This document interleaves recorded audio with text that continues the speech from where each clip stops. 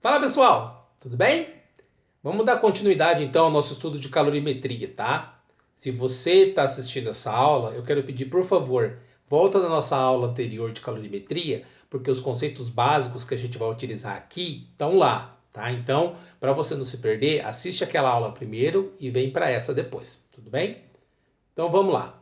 Bom, turma, nós falamos então a respeito de calor, nós definimos que calor é energia térmica em trânsito, nós vimos que a transferência de calor acontece de um corpo de maior temperatura para um corpo de menor temperatura, então sempre maior para menor, tá bom?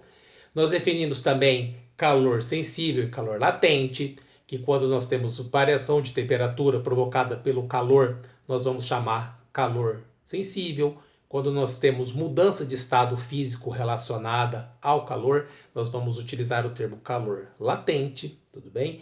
Definimos capacidade térmica, mostramos a equação fundamental da calorimetria, que é o Quimasete, e agora a gente precisa da continuidade do nosso estudo, tudo bem? Então a gente vai começar falando a respeito das mudanças de estados físicos da matéria, tá? Você conhece isso facilmente, você já ouviu falar. Só que é importante que a gente deixe algumas características bem claras para vocês, para na hora de você fazer uma prova ou te perguntarem alguma coisa, você não vai ter mais dúvida, tudo bem? Então, vamos lá para o nosso primeiro slide, legal? A matéria pode se apresentar de três formas: sólido, possui forma própria e volume definido; líquido, não possui forma própria e assume a forma do recipiente que o contém. Atenção! Possui volume bem definido. Gasoso, não possui forma própria nem volume definido. Toma a forma e o volume do recipiente que o contém. Tudo bem? Líquido, tá? Ele não tem forma definida. O líquido assume a forma da onde está. Então, por exemplo, se eu tenho uma garrafa alta, ele fica em forma da garrafa. Agora, se eu tenho uma garrafa, por exemplo, ou um recipiente, de repente, que é um cubo, certo? Não ia falar retangular, mas não é retangular, não estou falando de volume, né? Então, se eu tenho um cubo, ele assume a forma do cubo. Mas o líquido tem volume definido, hein?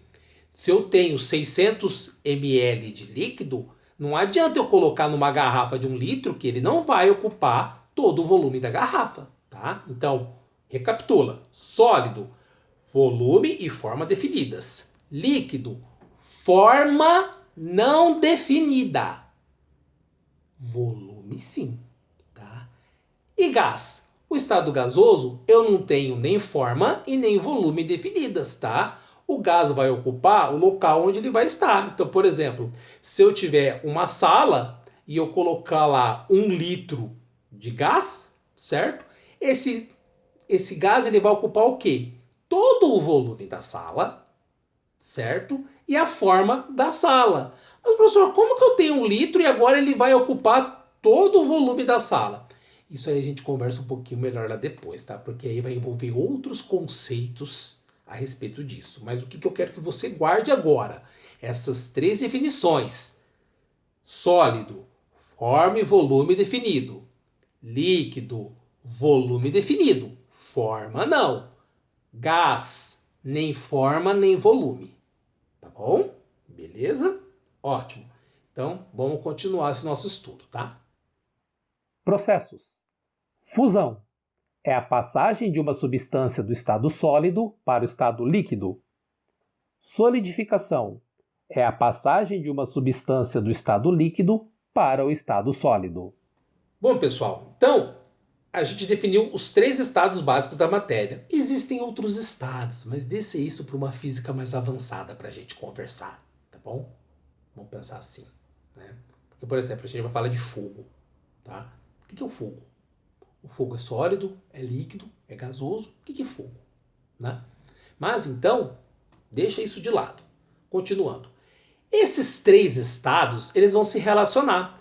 As minhas partículas, elas podem receber uma energia que provocam mudança dos estados entre essas três situações. Então, o corpo pode ir do sólido para o líquido, ele pode ir do líquido para para o sólido, ele pode ir do sólido para o gasoso e assim sucessivamente. A gente vai estudar como que funcionam essas variações, tudo bem?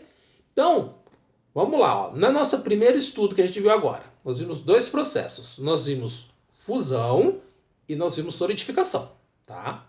O processo de fusão é quando eu tenho um corpo que estava no estado sólido e ele muda para o estado líquido. Tudo bem? Solidificação é o processo contrário. Eu tenho um corpo que estava no estado líquido e que se transforma para o estado sólido. Tudo bem? Pessoal, essas transformações estão sempre relacionadas à transferência de calor. Tá bom? Sempre. Então é quando um corpo ele está ganhando energia ou quando o corpo está cedendo energia. Lembra que essa transformação sempre acontece de um corpo com maior temperatura para um corpo de menor temperatura, hein? Não se esquece disso, tá? Então, eu tenho, por exemplo, um cubo de gelo que eu esquento e ele faz o quê? Se transforma em água líquida. Porque já era água sólida, aí ele vira água líquida.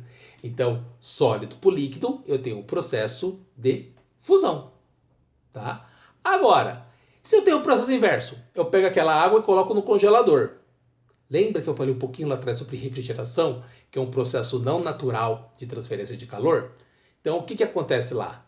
Ali eu tenho um processo de transferência de calor, sim. E aí, é que é difícil falar agora porque a gente tem que explicar a refrigeração.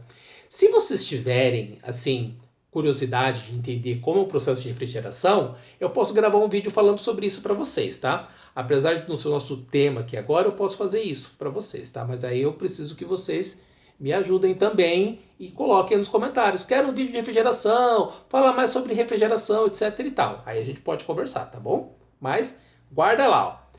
O processo, então, onde eu transformo líquido para sólido é de solidificação, tá bom? Então, vamos continuar.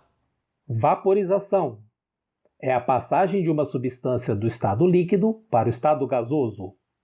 Liquefação ou condensação é a passagem de uma substância do estado gasoso para o estado líquido. Bom, agora então tem outros dois novos conceitos. Eu tenho vaporização e a liquefação, tudo bem? Agora a gente trabalhando de líquido para gasoso. Quando o meu líquido ele vira gás, eu tenho um processo de vaporização. Agora, quando o meu gás vira líquido, eu tenho um processo de liquefação ou também eu posso falar que eu tenho uma condensação. Tudo bem? Então imagina que aquela água que estava fervendo, se eu deixo ela lá naturalmente e ela está, por exemplo, numa panela, pensa na sua cozinha. Quando a sua mamãe ou seu papai ou você mesmo prepara uma sopa deliciosa, certo? E aí você preparou a sopa e colocou uma panela em cima. Com o tempo você não começa a perceber que está formando gotinhas de água na tampa? Pois bem, aquela água era vapor, que ela entrou em contato com o vidro e ficou lá e ela começou a condensar. Então a água que era vapor virou líquido. Então, dois novos processos: vaporização e liquefação ou condensação. Tudo bem? Continuando. Sublimação é a passagem de uma substância do estado sólido para o estado gasoso. Ressublimação é a passagem de uma substância do estado gasoso para o estado sólido. Isso é legal, tá? Eu tenho também um processo onde um corpo sai do estado sólido e vai direto para o estado gasoso. Esse processo é chamado de sublimação, tá? E o processo inverso é chamado de ressublimação, de gasoso para sólido. E aqui a gente faz algumas considerações, tá? Hoje em dia a gente não usa mais o termo ressublimação, tá? A gente usa o termo sublimação mesmo. Então, tanto de sólido para gasoso quanto gasoso para sólido é o mesmo nome, sublimação. Como às vezes você vai encontrar um material falando diferente, por isso que eu coloquei o nome ressublimação, tá? Para diferenciar do seu conceito, mas saibam que se alguém utilizar sublimação no processo inverso, também está certo, tudo bem? Mas vamos a uns exemplos.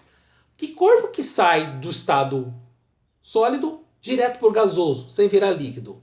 Naftalina. Aquelas bolinhas de naftalina que às vezes a gente usa em casa para tirar o mau odor, tal, aquela bolinha, ela sai do sólido para o gasoso, diretamente. E o processo inverso do gasoso para o sólido? Quer um exemplo legal? O gelo seco. Né? O gelo seco, o que ele é? Ele é um gás, né? À base do dióxido de carbono, do CO2.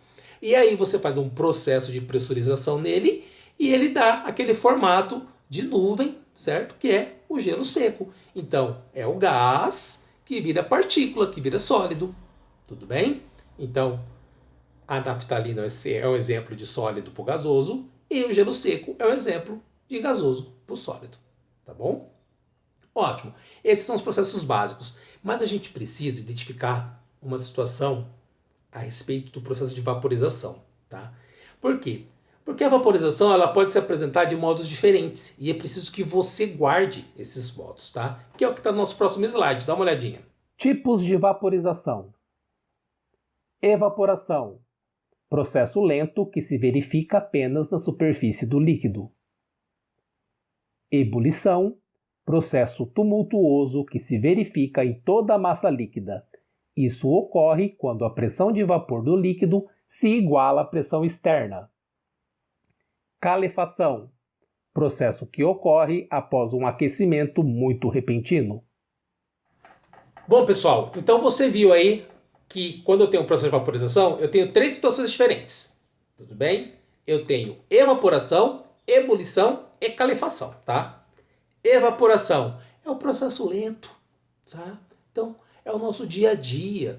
Você tem lá um lago que o sol vem, esquenta, aquela água vai evaporando devagarinho. Então, é um processo natural, tá? Lento, tranquilo, sossegado. Ebulição já é um processo, como a gente viu, tumultuoso. Por quê? Porque a água ela atinge o seu ponto de ebulição, que a gente vai falar um pouquinho depois no próximo slide, tá? Então, quando a água atinge os 100 graus Celsius, que a gente viu lá na nossa primeira aula de termologia, ela começa a borbulhar. Então, é um processo de transformação muito tumultuoso de líquido para gasoso, tá? E a calefação? A calefação é um processo repentino. É quando, por exemplo, você tem uma chapa que você está esquentando, e aí você quer ver se ela está quente, né? Você pega e coloca um pouquinho d'água, ele faz o tch. Então, o tch é a característica da calefação. Tudo bem? Então a gente tem 3 situações. Evaporação, que é o modelo sossegado, tranquilo, lento. Ebulição, que é o tumultuoso. E a calefação, que é o repentino. Tudo bem? Certo? Então, ó, só recapitulando, tá aí o nosso próximo slide que mostra a respeito dos processos de transformação envolvendo sólido, líquido e gasoso. Tá bom? Então, guarda aí essa imagem, dá um print da figura, vê o que você faz, mas esse processo aí resume bem como que são as etapas. E a gente descreveu cada um aqui. Legal? Ótimo. Então, próximo slide. Ponto de fusão e ponto de ebulição. Ponto de fusão. Tanto a fusão quanto a solidificação ocorrem à mesma temperatura. Por exemplo, o ponto de fusão da água é de 0 graus Celsius. Ponto de ebulição. Tanto a ebulição quanto a liquefação ocorrem à mesma temperatura. Por exemplo, o ponto de ebulição da água é de 100 graus Celsius. Bom, então tá aí. Ponto de fusão é aquele ponto no qual a minha água que estava no estado sólido, ela se transforma em líquida, certo? Então, eu tenho um gelo, quando atinge 0 graus Celsius, o gelo começa a derreter. Logo, o ponto de fusão do gelo é 0 graus Celsius. E o ponto de ebulição da água é quando eu tenho então aquele processo tumultuoso, né? Que é a transformação da água líquida em água gasosa, né? Vapor, né? Então, quando eu tenho esse processo, eu tenho o chamado ebulição e o ponto de ebulição, que é quando acontece esse processo tumultuoso, é a temperatura de 100 graus Celsius, tá? Então, guarda. Ponto de fusão, 0 graus Celsius. Ponto de ebulição, 100 graus Celsius. E aqui eu quero fazer um comentário com vocês. A gente tem que observar 2 situações, tá? Primeira situação, a gente está falando sobre substância pura. Então, quando eu falo água, eu estou falando só água. Mas a água que a gente consome, ela é uma água mineral, certo? Porque ela não tem só H2O, ela tem vários minerais nela diluídos. Então, a gente já pode encontrar alguma diferença desses valores. E a segunda situação é que esses valores de temperatura, 0 e 100, são medidos em nível do mar, tá? Como a gente não está no nível do mar, bom, pelo menos eu não tô, você pode estar. Olha que delícia, aproveitar uma praia hoje, que gostoso. Você pode estar no nível do mar, eu não estou. Eu estou a mais ou menos 350 metros de altitude. Então aqui a minha água não vai ferver à mesma temperatura que ela ferveria lá em nível do mar. Tudo bem? Então, só colocando essas considerações, tá? Lembra, pessoal, qualquer dúvida, coloca lá nos comentários para a gente conversar, tá bom? Então vamos ao próximo slide.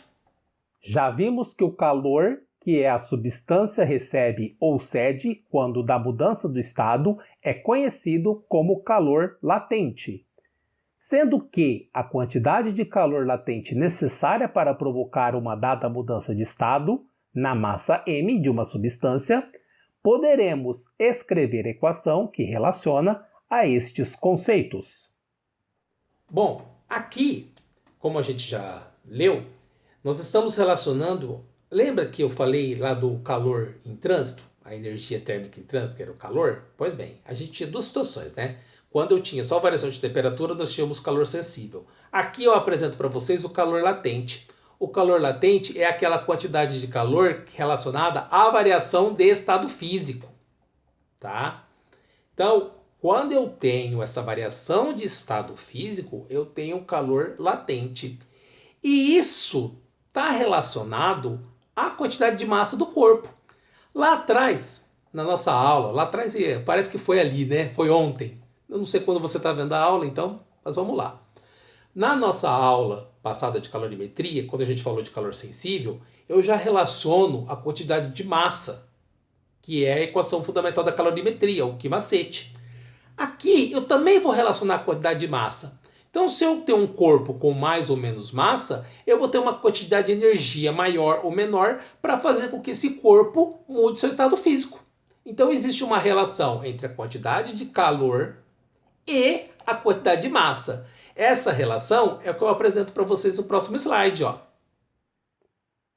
Q igual a ml, na qual L é um coeficiente de proporcionalidade que recebe o nome de calor específico latente.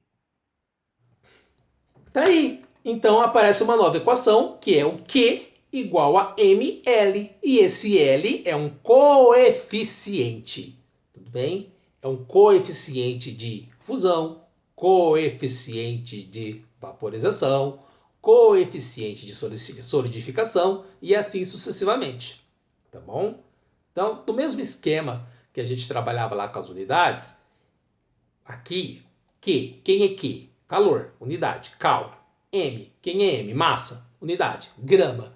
Aparece o L. Então, quem que é o L? O L, se você fazer uma equação ali isolando Q e M, você vai ver que o L nada mais é do que cal, calor, dividido por grama. Então, o L é um coeficiente que representa a quantidade de calor por grama.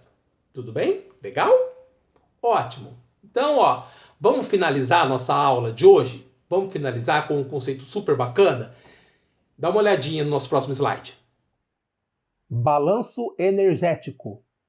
A soma das quantidades de calor cedidas pelos corpos é igual à soma das quantidades de calor recebidas pelos demais. Somatório de calor cedido é igual ao somatório de calor recebido. Calor recebido, Q maior que zero. Calor cedido, Q menor que zero. Então, agora que a gente já fez todo esse apanhado, nós falamos de calor sensível, calor latente, capacidade térmica, nós vamos apresentar para você a cereja do bolo, que é o balanço energético. O que é o balanço energético? O somatório das quantidades de calor que um corpo cede tem que ser igual ao somatório da quantidade de calor que um outro corpo recebe. Professor, isso é estranho. Não, não é. Não é. Lembra que eu falei da história da xícara de chá que estava em cima da mesa? E conforme o tempo passou, ela ficou a mesma temperatura, o ambiente? É isso que aconteceu. O chá, ele transferiu uma quantidade de energia para o ambiente. O valor que o chá transferiu foi o quanto o ambiente ganhou. É isso, tá? Então, o somatório da quantidade de energia que o chá cedeu é igual à quantidade de energia que o ambiente ganhou. Só. Agora a gente vai aprender como interpreta esses valores, tá? Mas antes de interpretar, a gente vai adotar uma convenção de sinal aqui, tudo bem? A quantidade de calor que um corpo cede para o outro, eu vou adotar que esse valor é negativo. A quantidade de calor que um corpo recebe, eu vou adotar como valor positivo. Então, se um corpo transferiu energia para outro, então eu vou falar que eu tenho Q menor que zero. Se um corpo recebeu energia, eu vou falar que eu tenho um Q maior que zero. Tudo bem? Guardamos? Pessoal, aqui a gente termina nosso conceito básico de calorimetria. Agora eu vou colocar vários exercícios aqui do nosso canal para a gente poder trabalhar. Tudo bem? Então, vamos lá. Volta à aula. Teve dúvida? Pergunta. Deixa escrito aí que eu vou estar respondendo vocês, tá? E até a nossa próxima aula. Beijão, pessoal. Tchau!